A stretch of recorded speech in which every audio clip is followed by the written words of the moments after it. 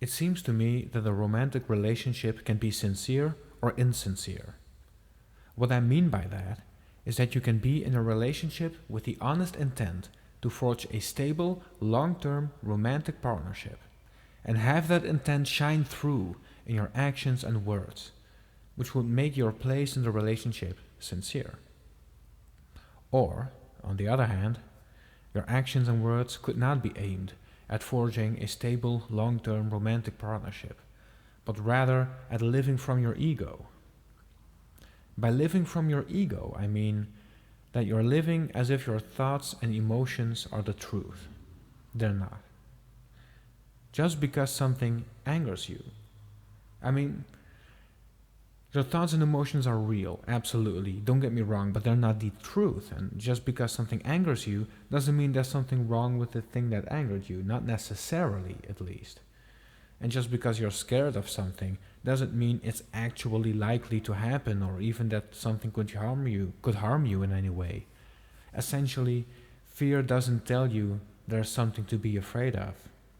It just tells you you're frightened. You might be protecting your inner child from the harm it was done during your childhood. While, alternatively, you could notice these thoughts and feelings that come from your wounded inner child and take the perspective of, for example, the parent or the best friend. You could parent yourself or be your own best friend. Big you could be compassionate towards little you. And little you might calm down because of this.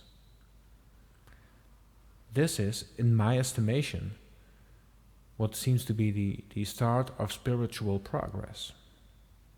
To me, this seems like the first big step towards enlightenment. And in terms of your romantic relationship, it means you enable yourself to sincerely move towards a stable, long term romantic partnership, instead of merely having your wounded inner child lash out at the world around you. That is no sincere partnership. And you deserve a sincere partnership, just like your inner child deserves compassion.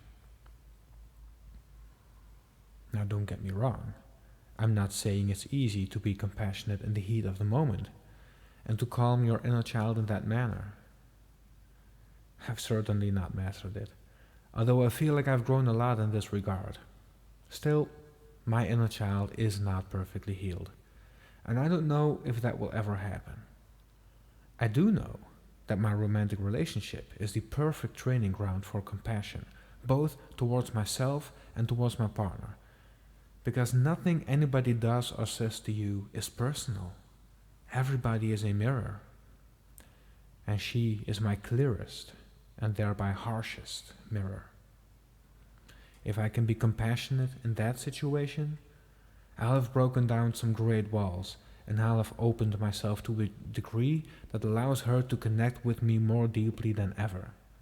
And I'll be able to be as compassionate to her and everyone else as well. But it all starts with myself. And I'm trying, growing, and hopefully healing.